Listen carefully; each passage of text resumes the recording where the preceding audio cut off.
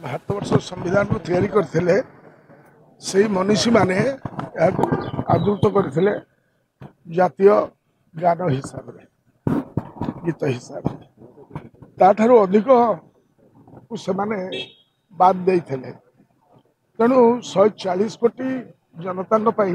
जोटा प्रযোज्य सेटा आम मध्य प्रযোज्य तेणुक ता बाहर को जो जाइए आलोचना करागला सेटा देश विभाजन सृष्टि करवा एवं देश सांप्रदायिक संप्रीति गोष्ठी गोष्ठी भितर संप्रीति को व्याहत करने उद्दिष्ट तेणुक